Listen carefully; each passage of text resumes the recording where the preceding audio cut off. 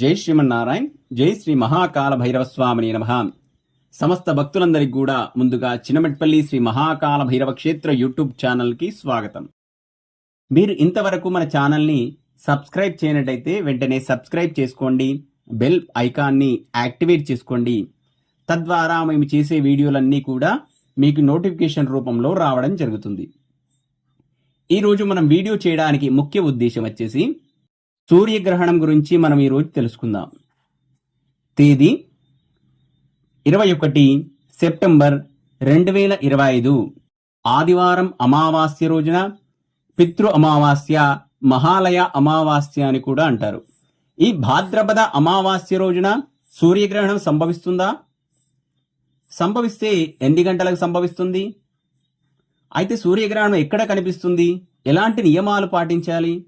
పితృ కార్యక్రమాలు యథావిధిగా నిర్వహించుకోవచ్చునా?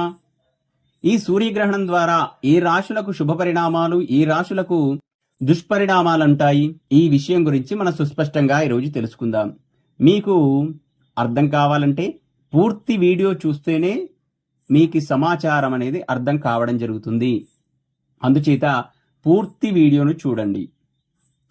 ముందుగా గ్రహణం ఎక్కడ సంభవిస్తుంది అనే విషయానికి వస్తే, ఆస్ట్రేలియా, న్యూజిలాండ్, అంటార్కిటికా, దక్షిణ పసిఫిక్ ప్రాంతాల్లో మనకి ఈ గ్రహణం అనేది కనిపిస్తుంది.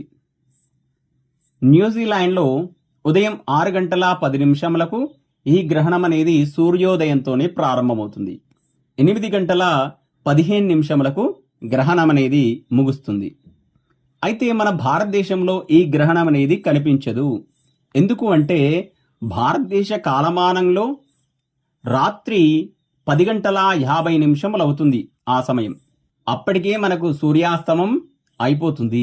అందుచేత సూర్యగ్రహణం మనకి ఇక్కడ కనిపించదు. కనిపించని గ్రహణానికి ఎలాంటి నియమాలు పాటించాల్సిన అవసరం కూడా లేదు.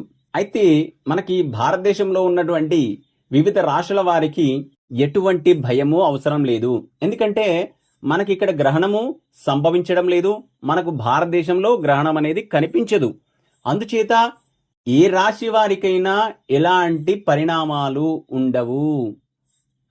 అది మీరు ముఖ్యంగా గమనించాల్సిన విషయం. ఇక పితృ కార్యక్రమం విషయానికి వస్తే, మహాలయ అమావాస్య రోజున అంటే పితృ అమావాస్య రోజున పితృ కార్యక్రమాలు యథావిధిగా ఎలాంటి సందేహాలు లేకుండా నిర్వహించుకోవచ్చును.